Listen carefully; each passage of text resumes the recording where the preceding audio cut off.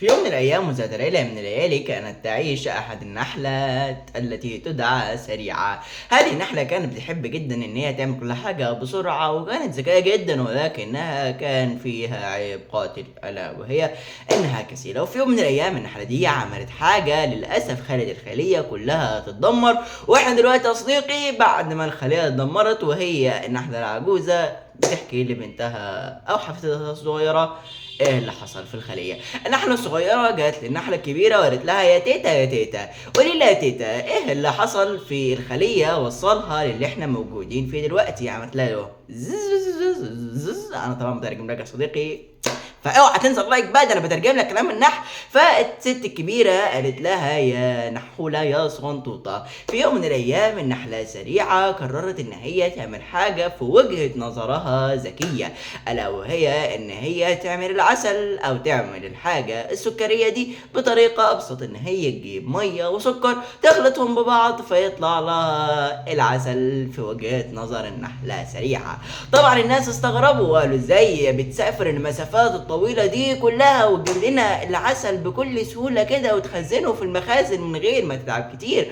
فطبعا لما عرفوا منها السر قرروا يقلدوها لان هو الموضوع اسرع، ولكن اللي ما كانش في الحسبان واللي هيدمر الخليه بعد كده ان العسل ده او المحلول السكري ده لما الشتاء جات وبداوا يطلعوا من المخازن عشان ياكلوا اذ فجاه ما فيهوش اي قيمه غذائيه، ما فيهوش اي حاجه تساعدهم ان هم يعيشوا في الشتاء. فللاسف النحل مرض وفي منهم كتير مات، وراح عيش الدبابير عمل كده وراح هجم على عش او خليه النحل ودمرها تماما للاسف، وبقى مش فاضل منها غير بعض النحيلات العجيزه المريضه العيانه، ومنهم تيتا النحله دي ومنهم النحوله الصغنطوطه. المهم بعد كده يا صديقي البنت او الحفيده الصغنطوطه بتسال ستها ليه وايه اللي عملته النحله سريعه وصل الخليه لكده. قالت لها ده اسمه يا نحولة يا صغنطوطة الغش. قالت لها ايه يعني ايه الغش؟ قالت لها اقول لك ولا انا بقى انا بقول للنحله دي اتكني بقى على جنب، معلش انا سايبك ترغي من بدري وانا اترجم كلامك. انا اللي اقول لك يعني ايه الغش يا صديقي. الغش ببساطه ان انا اخد حق غيري او اخد حق مش بتاعي او مش بتاعي بطريقه غير مشروعه وغير قانونيه وغير سليمه وغير اي حاجه في الكوكب. اخد حقي بطريقه ما تنفعش لا في الفطره، ولا انا اقول لي حلال ولا العمو يقول لي حلال ولا سيدي ولا حتى النحله تقول ان الغش ده ينفع. الغش يا صديقي اللي انا اعمل حاجه غير مشروعه بطريقه غير مشروعه، مش مجرد غش في الامتحانات بس، او ان انا اخد مجهود غيري او اخد اجابه انا مش عارفها. لا يا صديقي ده بيوصل لمراحل اعمق ومتطوره اكتر من كده. الغش ممكن يكون في شغلك لما تغش الناس او تغش الناس في لما تتعرف عليهم فتعرفهم حاجات عنك هي اصلا مش فيك عشان بس تكسب ثقتهم فيك.